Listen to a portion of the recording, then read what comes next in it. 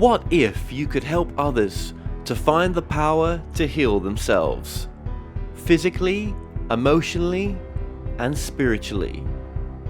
When I started teaching my classes, it was in 2002, and I was just doing the past life regressions and contacting the subconscious part. But then as the time went on and we found how powerful this was and what we could do with it, a lot of the students began saying, you know, advanced past life regression doesn't really tell what it's all about. This is so much more than that. We think you should change the name. So it was a few years ago we decided to change the name to Quantum Healing Hypnosis Technique. And this is the healing technique that we've now been teaching it, well, since 2002, that's 12 years. What if you could time travel with them? Visit mythical places or angelic realms, other worlds, other galaxies. Help others to speak to their higher selves. You can. Dolores has taught thousands of people from across the world how to use QHHT, and now you can learn her method by going directly to dolorescannon.com. And don't forget to mention the discount code MORETALKS.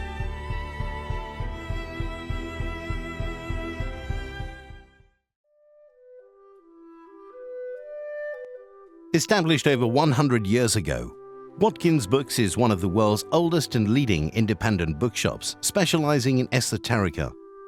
We have the widest selection of esoteric books in the UK, and our friendly and knowledgeable staff are here to assist you in a unique ambience of our shop. So come and visit us in the heart of London as we're open every day. The More Show is supported by Mindscape, Paranormal and UFO Matrix magazines, available for download on all major digital platforms.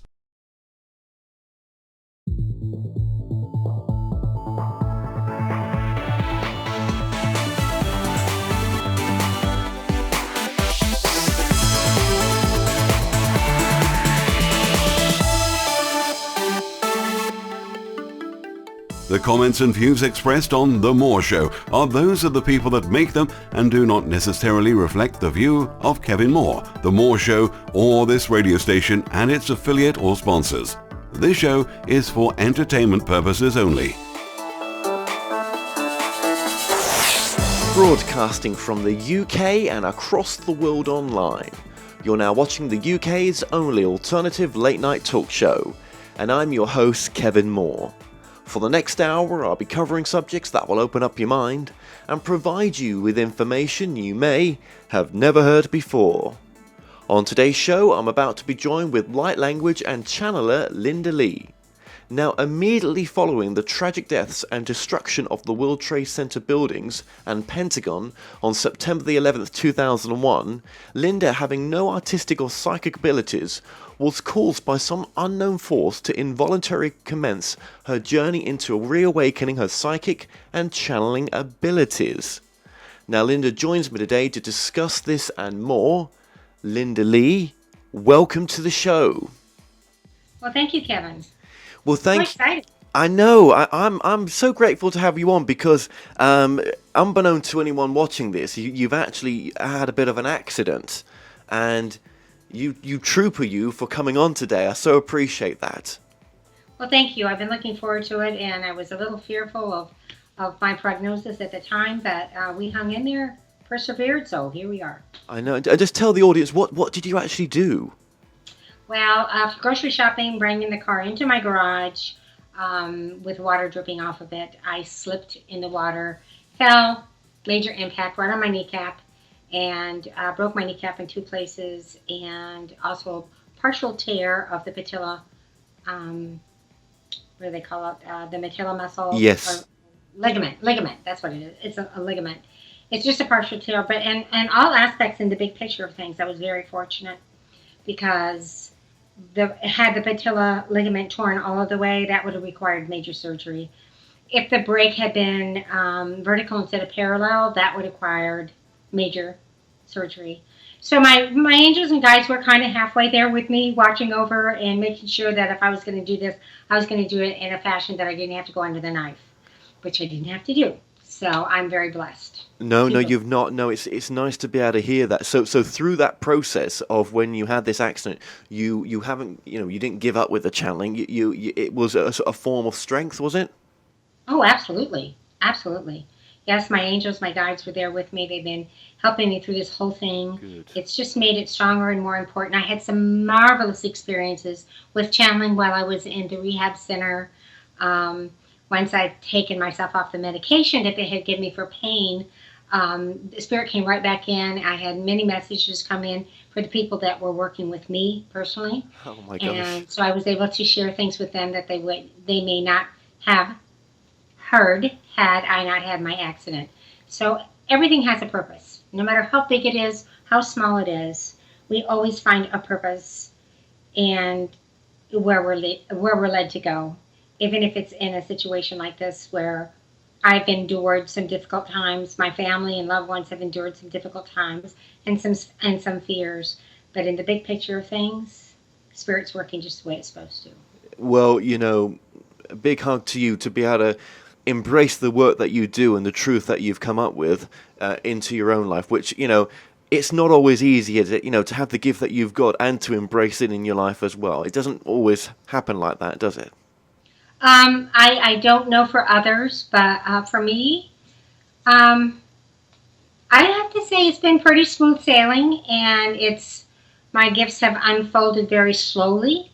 I believe my very first gift was when I received the gift of tongue at age 12. And then everything went dormant. I had no idea why I was speaking in a language I don't understand and what its purpose was for. But when Spirit was ready for this to start being revealed to me, it started leading me in areas that brought up curiosity and caused me to seek and search. Like, oh, I heard the word light language and I went, my, is that what I do with this language that I speak? And that kind of started my new quest, my new direction of unfolding. But prior to that was the book. I think that was the really first true channeling that I did, but I wasn't sure where it was coming from, why it was happening. A lot of people were telling me because of the events of 9/11, it was just strictly my reaction of trying to resolve all of these issues within my own self.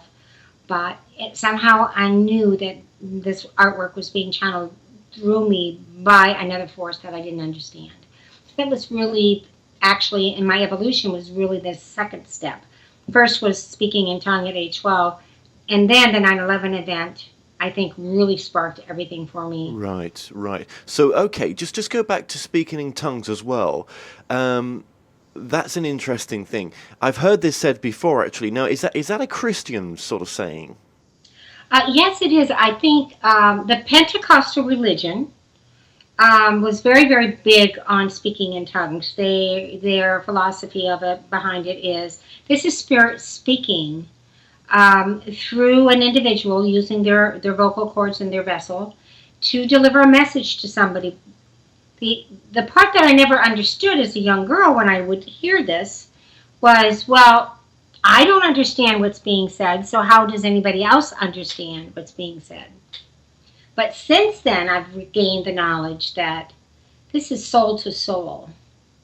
This is your spirit guides or your loved ones delivering a message directly to your soul. And your soul has ears to hear things your mind does not understand. Right, okay. So, just, again, sorry about this. Thank you for all that you're sharing. Just going back to the speaking in tongues, it doesn't have to be in an undescribable kind of language, or it can actually be, as you say, messages from spirit coming through as well. Mm-hmm. And it's almost like the religious form of channeling, isn't it? Yes, it is. In fact, that's exactly what it is. Um, a lot of times during this experience as a young girl, when I would hear the language coming out, also somebody else in the church service would stand up after the person channeled this unfamiliar language in English terms and would deliver the message in English. That's the gift of interpretation. You have the gift of the language, and then you have the gift of interpretation. When I first started speaking the language fluently and using it in a spiritual fashion, I didn't always get the interpretation. And still, even to this day, I don't always get the interpretation. However, if Spirit has certain points that they want me to highlight during my channeling, they'll give me the interpretation of certain words that are coming through. So I know that's kind of the direction of the channeling session is going to go. Absolutely. Now, you mentioned some really interesting stuff there as well, in the sense of 9/11. Now, when September the 11th, 2001 occurred, that day changed your life in the sense that something awoke in you psychically, or well, yeah, let's use that word for now. But there's a part of you that woke back up. Have you? I mean, do you ever look back and think why that date in particular? That's a really, really good question, and I never actually asked myself that question as to why was that. The only thing I can come up with is because the whole world was devastated by it. The impact, plus the spirituality that was going on with all of the deaths and fears and crisis that was going on. I think the atmosphere. So those that were sensitive, perhaps this was a way to ignite them, to make them more aware of their sensitivities. There's just so much energy that was traveling around the world at that time with this event. It didn't touch just U.S., didn't touch just me. It touched the entire world. Oh, it did. I will never forget that day being in the office. I had a software company, and we had a lot of Bloomberg news on and stuff, because we were into business. And lo and behold, that came on TV, and it changed everything, didn't it? In a sense, and the ramifications of that day are still ongoing now with the crisis in the Middle East from the Iraq wars. The Iraq War, should I say? With ISIS now, the spread of ISIS and other problems that are over there, and the Arab springs and all sorts of other collective stuff that's taken place since. I mean, and I don't think we've seen the end of anything yet. I think this is just the beginning of a great change. I agree. I agree wholly, completely. It's bringing so much awareness to people that I honestly believe that what we're learning is what really love is. This is what we've lost over the millenniums, is we've lost. We're not in touch with the fact that you, Kevin Moore, and me, Linda Lee Hack, are one and the same. Yes. And we're love. And it's trying to teach us love has no color. Love has no gender. Love has no ethnic background. Love is human. Love is not even necessarily human. It could be alien, what we call alien, other universes. Absolutely. Okay. What person were you prior to 2001 September, in the sense of your spirituality? Ever looking into these subjects? Was there any sort of ongoing interest, or was it from that day there was a shift? The shift happened that day. Prior to that day, I was a 54-year-old woman, mother of 3 grown children, and I had, 6 or 8 grandkids, and just living my life, enjoying my family, loving what was before me, being grateful for what I had. And that day just changed everything. And it wasn't even that exact same day, but within 72 hours, the change came. Wow. That's when the impulse to draw started coming. And I had never drawn anything in my life. Just to give you a short example of what I had drawn, I tried to make a pin the tail on Fred Flintstone for my son's 3rd or 4th birthday, and my 2 older daughters, just started laughing at me and said, "Mom, we'll take care of this. We'll finish this," because I couldn't quite get it to where they found it acceptable. I was never into any type of art or drawing whatsoever prior to that. Now, so your book's on the screen now. This is your book, and when these pictures started coming through you, let's say that use that word through you, um, was there any voices attached to it? Was it just your voice, or was it just as though it was a download? I think it was more or less a download, although the inception of everything was I had scrap paper sitting in front of me from some printing that I'd done earlier in the day, and I heard this voice saying, "Pick up the paper, pick up the paper." I mean, it wasn't like your voice, my voice. It was like thoughts, like mental telepathy. Pick up and there was also a pencil laying there. Pick it up, pick it up, pick it up. And I was in my own mind going, "Why? I don't want to do anything with it." It just became overwhelming. And then when I did pick it up, that first picture that's in the book, and how it happened was I just picked up the pencil and the paper. There was a magazine or something underneath it, and I kept turning that and making lines on the paper, and I kept turning it with my other hand and just kept turning it, turning it, turning it, and turning it.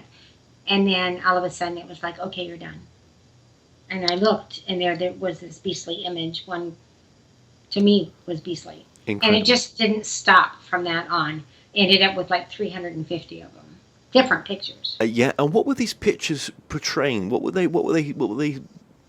energy was it trying to show people? I think at the time, because of the first picture that I did, and later I found out that there was an emblem in the belly that had a religious aspect to it, which I didn't know at the time. And I noticed that it looked kind of like almost like a Bigfoot, kind of. Only one appendage was an arm, and the other appendage was an angel's wing, which I thought was rather curious. Isn't that curious? Kind of like good and bad, evil versus angelic. Like, we truly are one. There is light, and yes, there are dark. But dark is just the absence of light. And light is the absence of dark. So we truly are still one of light. And that's kind of more looking back on it rather than at the moment. At the moment, I didn't have those thoughts. I wasn't as advanced spiritually and emotionally as I am now to have those thoughts at that point in time. Isn't that curious that you thought that potentially, if you looked at it, you would think that maybe that was a Bigfoot that you had drawn? And I had a guest on the other day that was discussing the ideas that the Bigfoot lore and other aspects, they're all UFOs as well. They're all connected. It's all from the same reality. Mm-hmm. It's just interesting that you drew that, yeah, as though you were drawing something to say that you now have a connection to another reality. Yes. As one. As one. All as one. Yes. So this didn't last for too long, the pictures. What sort of period was that for, that you were doing these artistic pictures? Well, they started in September, and I believe the last one that I did was probably March. I have to look at my dates, but I think it was in March. And I stopped doing it because I had a girl that lived down the street who told me she was a psychic, spiritualist or whatever. And she said, do me a favor and bring me your first one that you've done and the very last one that you've done, and don't show them to me. Just bring them in and set them down. So I did that, and she put her hands on them. And she said to me, I'm going to ask you to stop drawing for 3 months and then go back to drawing again and see what happens. So I said, okay. So I did. And when I went back to try to draw, I couldn't draw. It ended.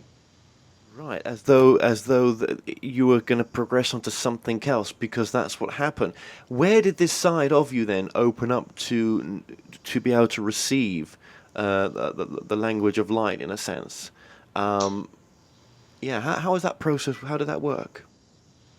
Well, to speak in tongue, okay, at the age of 12, I was with my great-grandparents in Pentecostal church in Los Angeles. And for the first time, as many times as I had visited that, I never had an urge to go down to the front. But for some reason that day I did.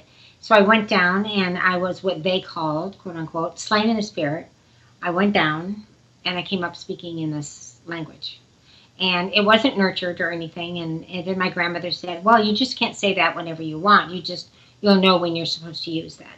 And went home to San Diego. My grandparents were in Los Angeles. I went home to my own family, who didn't nurture it, didn't teach me. They didn't even know. I don't think they knew that had happened. And then several years ago, on the internet, Spirit leads me to something kind of like the picture that you have behind you. Only the word across it was light language. So then I started investigating the light language. And then I started using my own light language. And then I was in a group of like 20 other women, and I was encouraged by the person who set up the group, his name is Audie Heron, to share that. I spoke to him several times about it. He was a great healer. And he said, why don't you make some videos and post them? Well, I didn't do it. And then Audie passed away. So then I thought, well, how can I honor him, Audie, other than going ahead and making a video and posting it for this small group of women? There was 20 of us, I think. And so I did. And I said, in honor of Audie, I'm going to post this. I'd never done it. I'd never spoken it for my husband. I'd never spoken it for my kids. It was something that belonged to me. And the reaction that I got from these 20 women was unbelievable. Every one of them contacted me and said, please, please, please, can I have a private session? Can I have a private session? So that's kind of how it started. And I used Skype, and we would do that. And then after about 5 or 6 people, one woman came to me, and while I was speaking the light language for her, all of a sudden I heard words. And the words were like, Mama is love. And I was like, in my own mind, I was like, what is this, Mama is love? I don't understand this. And my guides, I heard my guides for the first time, said, go with it. Share it. Share it. So after I spoke the light language, I asked her, I said, did these words mean anything to you? And she started crying, and she said, oh my God. She said, my son, who died of a massive heart attack like a year or so before, used to come into her home, wrap his arms around her from behind, and whisper those words in her ear as an adult. That's what started my channeling. Yeah. When you hear something like that, it's still it takes you back a bit, doesn't it? Because there's still that little side of you, that tiny little side that thinks, oh God, is it? Is this? I mean, I'm going with it because it feels the right thing to do, but then these things come in, and you can't. Then it's for, you. How would you have made that up? Do you know what I mean? Exactly. It truly came from you, and that only emphasizes or gives you power to the gift that you've got. But okay, so were there any sort of material that you sort of studied as this gift became clearer, and you were working on it more to develop it? I wouldn't say that I was, like I didn't start reading books and all that kind of stuff. I belong to a group called Channeling Eric, and I'm sure you've heard of Channeling Eric. I do, yes. Yes. And I started seeking that group, long before that, because my daughter was a little worried about one of her daughters. And I just simply typed in the words, children and suicide. And I found Eric's site. So all of this happened before what we just talked about with the one woman. And I started reading all their material, and I started looking at all their stuff, and I started communicating with other women that were in that group. And that's actually how I found Audie Heron as well. And that's kind of has been my teacher, but my big teacher has been just doing the channelings. I've learned so much from Spirit. I've learned so much from the afterlife. I've learned so much from those people that are channeled through me, that they are my education. And I feel like that's a more valid education than picking up a book and reading somebody else's opinion. Well, someone else's truth. Yeah. You've formed your own truth, and I think that's the most empowering thing you can do, to go into that space and form that truth. Now, when you go into that space and you're speaking to your guides, or those that tell you that they're your guides, God, there's so many questions I could ask you. Sorry, my mind's not going blank. It's like, okay, when you're in that space, do you feel that you could ask most questions, that most answers are available to you for what you're seeking? That's a very good question. When I'm doing these channelings, I do the channelings for somebody else and not for myself. Um, if the person we call the sitter is asking questions, obviously whoever I'm channeling through hears the questions as they think of them, as the sitter thinks of them. Many times the answers will come before that person even gets it out of their mouth. But I don't personally go in and ask for anything for myself. I only ask that my message is clear and concise, not only for spirit, but also for the person that I'm sharing this information with. Right, right. And they always give me some form of confirmation, which means spirit will give me a question to ask them. Or not necessarily a question, I take that back, an answer to give them. Like I'll say, you've got 3 children. And they'll go like, yes. And I'll go, well, you've got 2 boys and 1 girl. And they'll go, yes. And so spirit gives me this information, and this confirms with the sitter that I'm truly, truly attached to something that is not me. Yeah, okay. Now, when that information's coming to you, is that coming to you in a sense of your voice in your head, another type of voice, or downloaded again? Well, you're using the word downloaded, so I would have to say that I use the word telepathy. Is that because I don't actually hear a voice? You don't hear a voice. It just comes to you. You just know. So yeah, okay. Well, a telepathy instead of download. Absolutely, that's another. That's definitely another good word for it.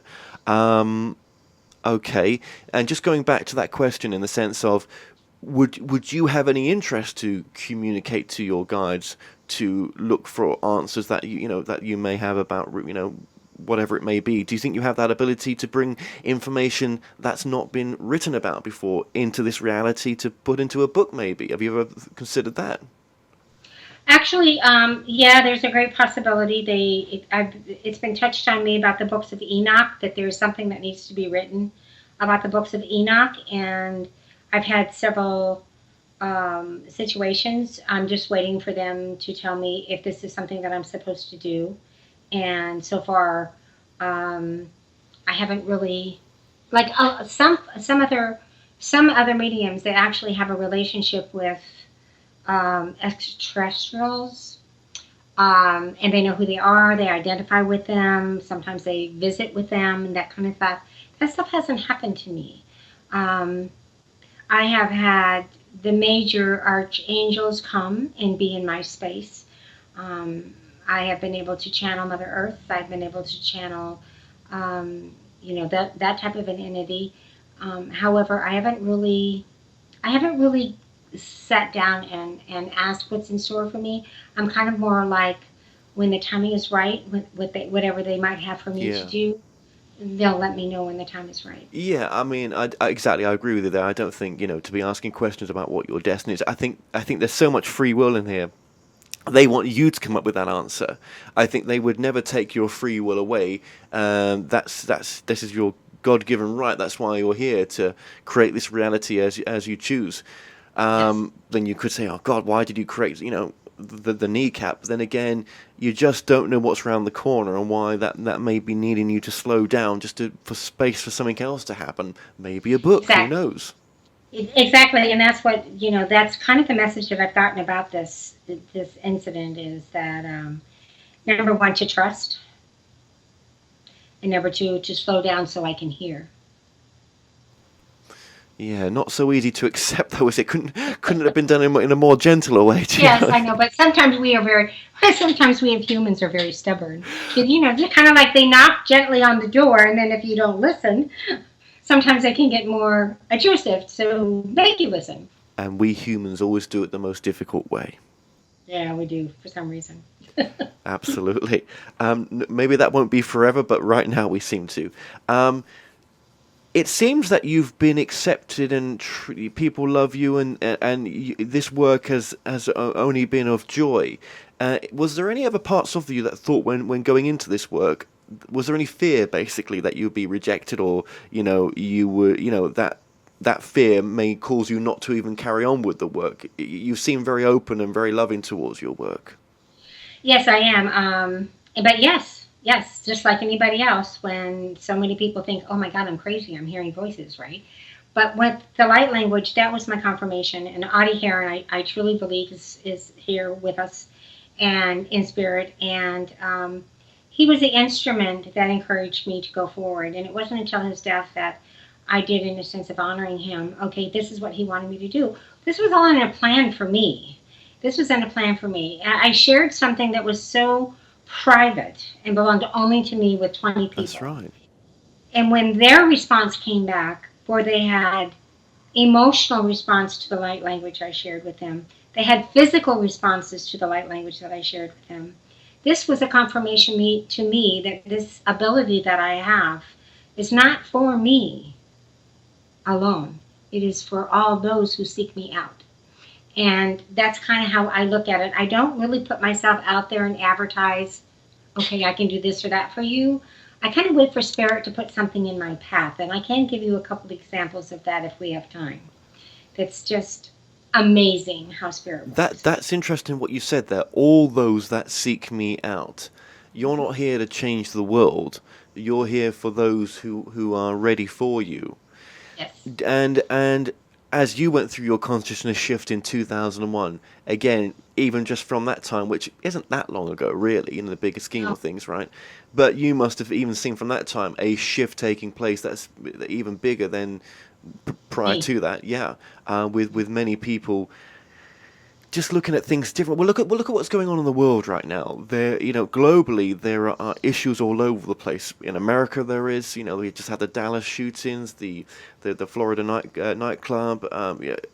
All these things that are going on right now, and there'll be more. And throughout the world, there is a shift taking place. There seems to be I mentioned it before about this increase in this change. There seems to be a change taking place. So it's almost like there is a shift in people's thinking that actually, one is the understanding of this reality that you connect with. That reality is actually being talked about more. And I don't think, as I've said in many interviews, I'm hoping not boring people here in the sense that reality that you connect to, I personally don't think any books really touched on it, what that reality is, because it's so, words just can't describe. It's not been talked about. It's as though there's a framework that you're connected with that's undescribable and is, we just do not understand it. We can say that some books tell us certain ways or near-death experiences, but that's just their truth of what they had. I think it's even beyond that. Would you say? Yeah, to some extent I do, but when you listening to your words, I'm getting images of the flower of life. And the flower of life tells us that we are all connected. And I think that I think that because we are all connected, and you and I, in an earlier discussion that you and I had, we talked about the higher self and the energy realm of where all this information comes from.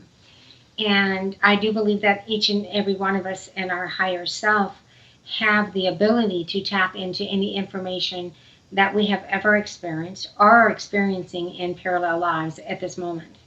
It's just that as humans, that's quite a picture for us to see. And I think every human being has the ability to touch on and to reach the opportunity to channel loved ones and guides and whomever. My family has become extremely active since I opened up to them.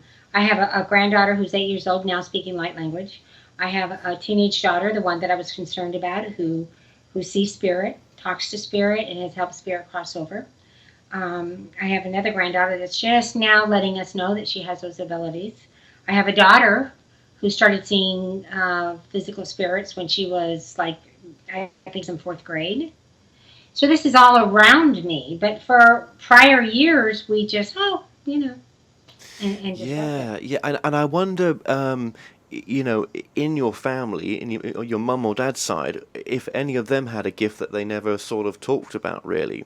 Yes, I believe it was my mom's side. My mother was very, very young. She was diagnosed as schizophrenic.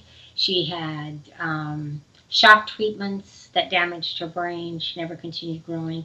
And looking back at the whole situation, I believe that's what was happening to her. And when she was trying to share with people these abilities, they just, at that time, in that era, in the they were married in 1940s, so it was just, you were crazy if you talked to people. Yeah. If you saw spirits, you were crazy. Yeah, yeah.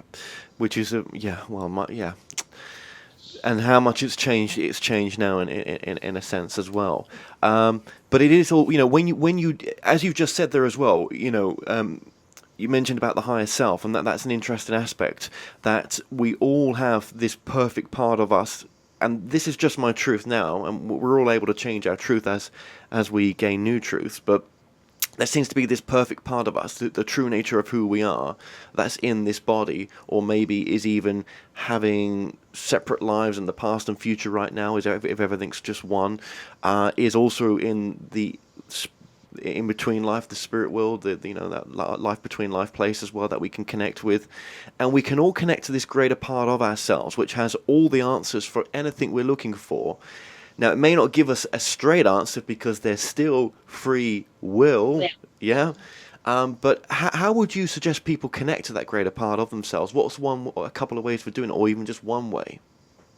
Well, the most important way is through meditation. And most people misunderstand meditation, and they think that meditation is that you have to close your eyes and you have to go to a place that has no sound, no sight, nothing to it, and that you find this deep silence. Well, as humans, it's impossible for our brains to find deep silence without training it, number one. But that's really not true, because when you're doing meditation, you need your imagination to grow. And that's some of the advice that I give out when I'm asking. Just get quiet and go to a safe place, a place that maybe you liked when you were a child. Go to that place in your mind. Put yourself on that grass, leaning up against that tree, or crawling in that cardboard box, whatever it might be for you. Put yourself. First, understand the safety that made you feel. Whatever took you there and you stayed there, that was safe. That's where you want to go. You want to go to that safe place. And then you want to start expanding on that safe place. All of a sudden, if you're in a cardboard box, you want to imagine you've got a stove in that cardboard box. And continue using your imagination. And eventually, the things that you've already experienced start seeping through. And you actually start seeing and can see the lives that you might be living right now. Or like we call them past lives. And hints and visions come to you. That's how I've gained a lot of knowledge, with allowing myself to have once you start your imagination working, the visions take over. And these are, just take them for what you're getting, true visions, not imagination, but this is something you've experienced. If not in this lifetime, in another one. A lot of people, thank you so much for sharing that. A lot of people, they're just, getting by and just trying to have a happy life, just, whatever that may be, whether that's with children or that's with their spouse or that's with, whatever, work, whatever it is, maybe a mixture of all those as well. But for me, that was never enough. I've always wanted to know purpose. For me, I always said to myself, I'm here for a reason, and I feel that so deeply, and I really want to just know my purpose, and I'll do it. And that's taken me, I'm 38 this month. It's taken me almost 38, well, not 38 years, but it's taken me a long time to get to really understanding my purpose. And I know it now because it came to me in a dream. And it was the most, this happened recently, it was just the most powerful dream I've ever had in my life. The dream talked to me, basically told me, it showed me what purpose feels like. It was better than any drug I'd ever done. It was incredible. Wow, that's so cool. Yeah, and it was in something that I turned my back on as well, so never say never as well. So how important is it for people to find purpose, or is that not important? Because some people are not bothered about that. Some people would never even look at these subjects. I suppose in a future life they might do, but in this time right now they may not be.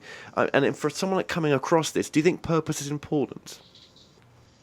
I think yes, I do. I think purpose is important for those that are seeking to make a change, seeking to be a contributor to life itself, seeking to find the true aspect of unconditional love, which is really a super question for human beings. What is unconditional love? And I think I think those words most often cause people to seek what is their purpose.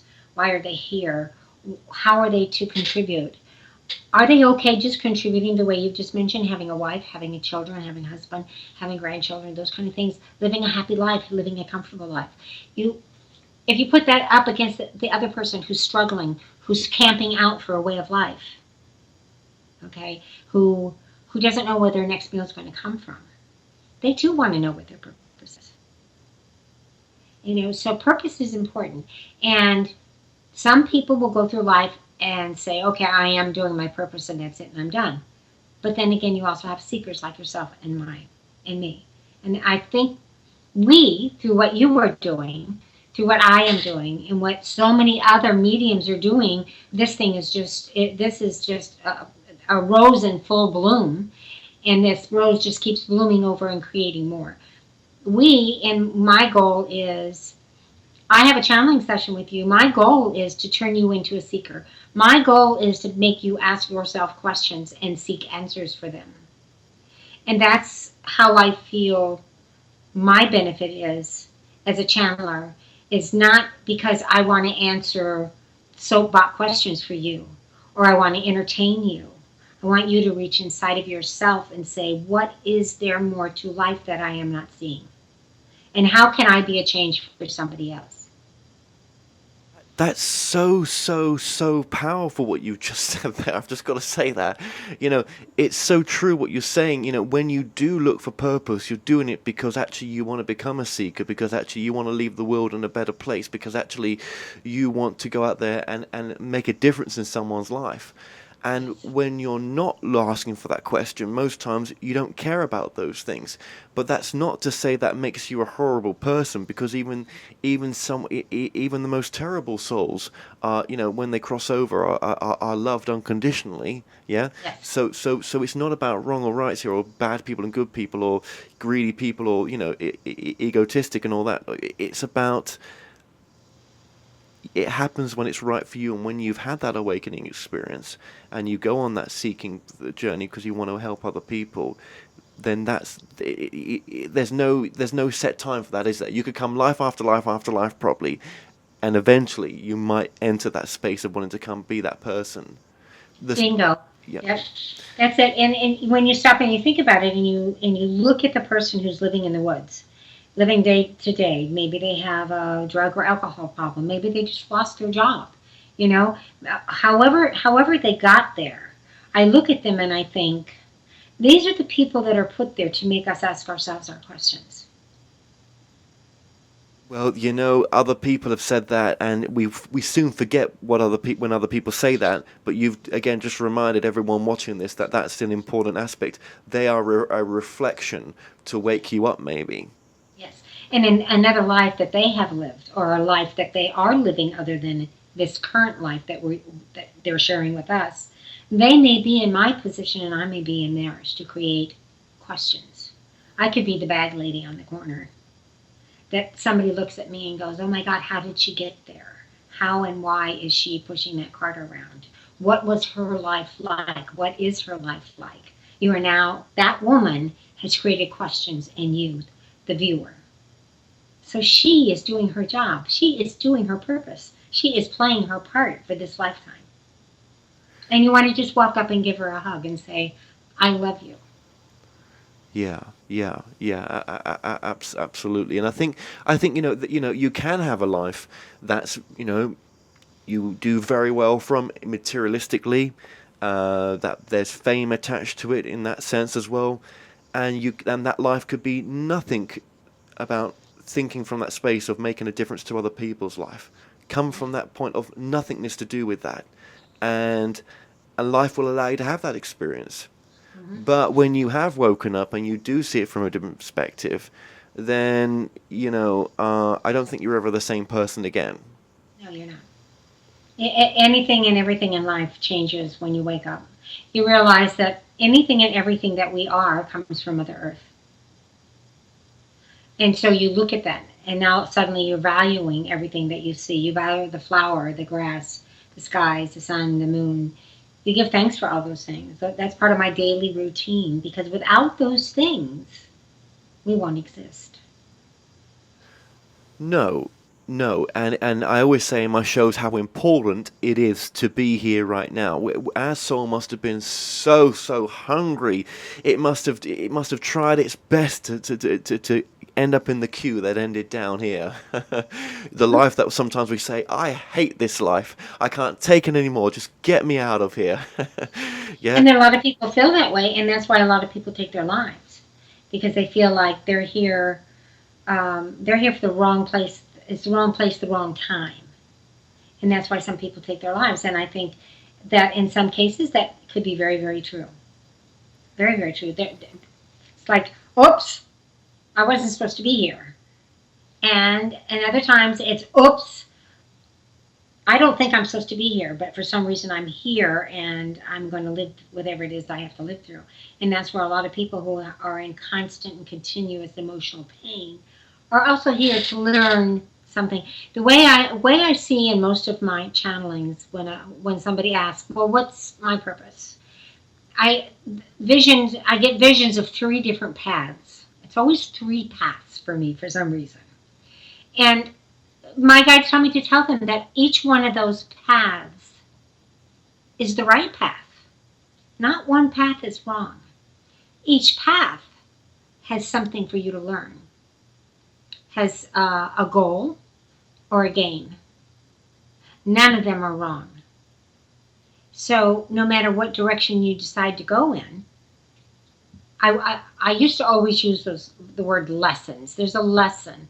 Well, most people will hear the word lesson. It's negative to them. Oh God, I got another lesson.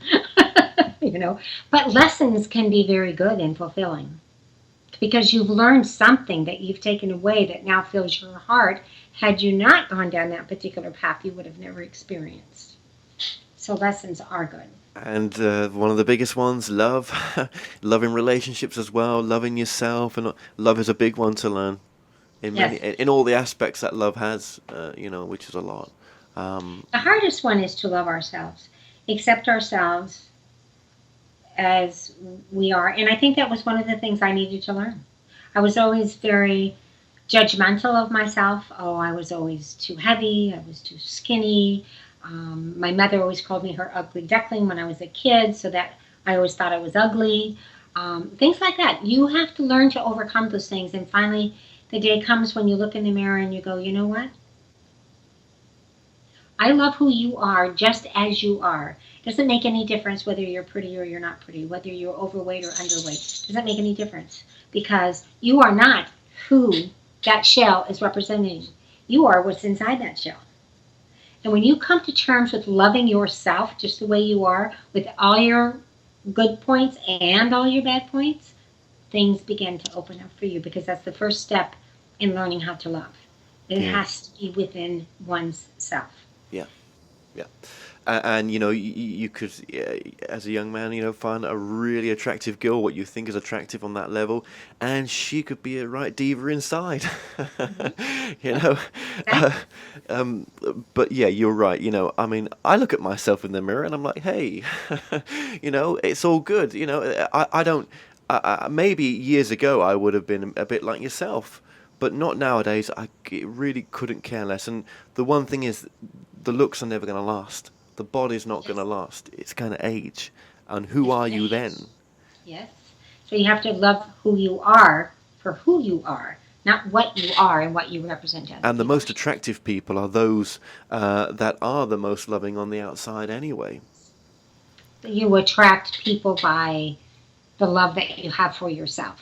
And once you have that love for yourself, you learn how to love. And loving other people, the grungiest and the stinkiest and the most uncomfortable to be around and look at and smell, suddenly you have a love for that person.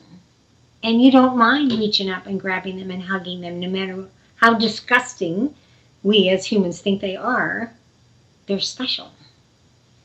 And that's when you learn to love yourself, that's how you learn to love. And that, to me, is unconditional love. I don't have to agree with your lifestyle. I don't have to accept with your lifestyle. But I love you regardless of of how you're living that life. Yeah, and if we just saw ourselves from that perspective, isn't that the problem with the planet right now? With not with the planet, sorry, with but it's not a problem because there are no problems because to look at it like that would say that life's got it wrong in the sense that if only we saw ourselves as connected as family, as one, we wouldn't have these issues that we have right now on the planet. But maybe life doesn't want it to be like that. Maybe the souls that come here, they're such a cue to come here because the polar opposites that this reality creates, hot and cold and everything else that comes from that, comes from that understanding that it's needed. What's going on right now is needed because this is the playground for the soul. If it wanted complete bliss, it wouldn't be this planet. It incarnates too. But then us living here, again, just trying to push off my answer there in a sense is to say, well, do I always want it to be so painful? Okay, that brings up a whole new thing. Now, in order for it to be painful, you have to not accept and you look for the negative in everything that you find, everything that you're living. So when you're in a painful situation, and that's what I try to do for myself is, okay, I don't particularly like where I am, sitting on the garage floor screaming my head off with a broken knee, but what lesson is there here for me? What's going to be the positive in this whole thing? So it's kind of like you just have to turn your way of thinking around and turn that, why is it painful for me? You have to kind of dissect the word painful in this particular situation. What is in this situation that makes it painful, and how can I undo what's making it painful? And if more people could look at that, now I'm not talking on the grand scale that we're dealing with religions and all of that stuff. I'm thinking more on a personal level, a one-on-one, that the life is difficult. I have a brother who from all perspective, an onlooker looking in at him would say, why doesn't he get his shit together and why doesn't he live a healthy life? But the man is happy. He would give you the shirt off his back. If it was the last steak in his freezer, you would own that one. He lives in love so deep, and he doesn't find his life painful because he's living his life the way he wants to live his life. And that's what people have to decide. If there's something in your life that's painful, only you can change that. Yeah. Yeah. Nobody else can change it for you. No, that's right. You have to take self-responsibility. Yeah, even with the channeling, when you give a reading to someone, it's not telling you completely what to do. It's giving you options, and really, there is still lots and lots of free will there. You have to choose for yourself.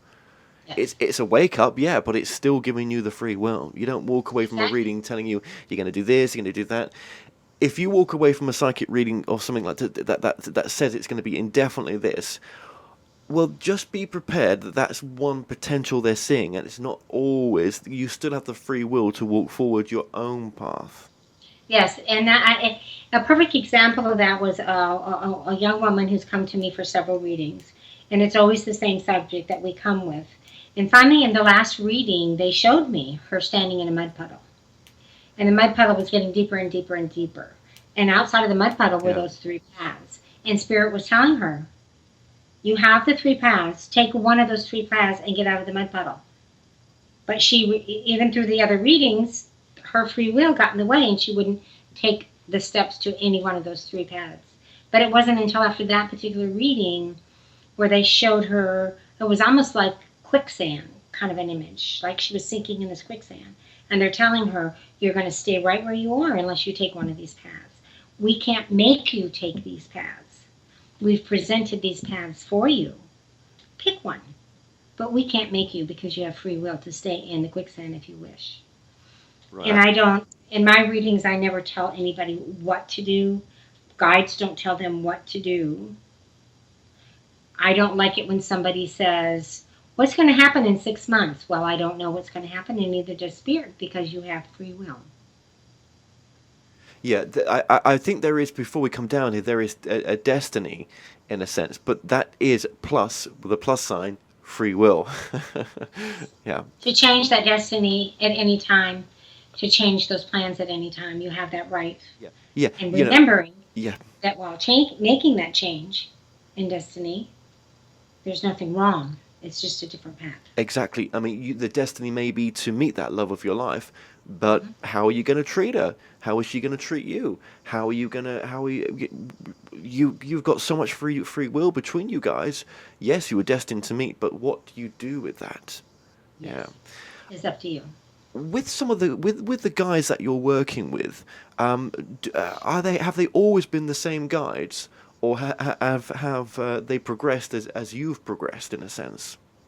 Yes, they have progressed as I've progressed. I have one permanent guide who I call Mr. K because I can't pronounce his name because it's actually a sound and not a word.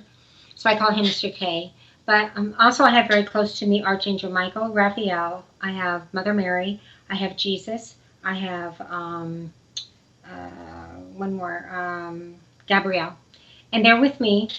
I can call on them, and I can call on anybody at any time. If I go into a reading, I can invite somebody in particular, Eric Meadows, Audie Heron,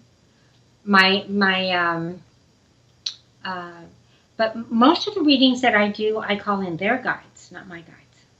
Yes. Their guides are the ones that come in. Yes. I bring my team. My team comes to me. I always invite them in, and I ask them to make it clear and concise so that I can deliver the message that's intended to be delivered. And they stand by and they protect me.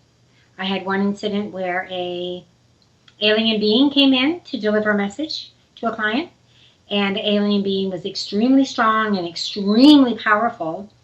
And my guide said, we're going to have to stop them because physically my body, what I was speaking in their language, and it was very difficult on my human body.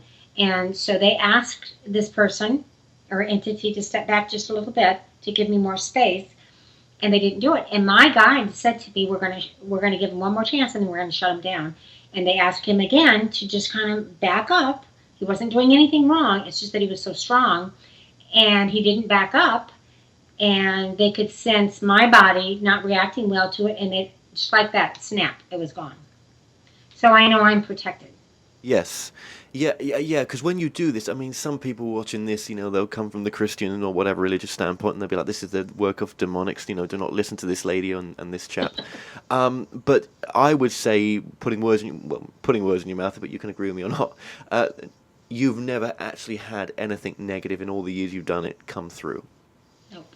And that wasn't negative either. It's just that their power was stronger than my human body. Yeah. But negative in the sense that, all that you're bringing through is just from love.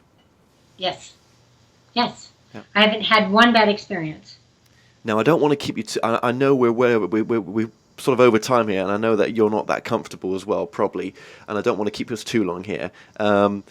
Readings. Now, there's us talking at the beginning of the show, saying, it's slow down time and everything else.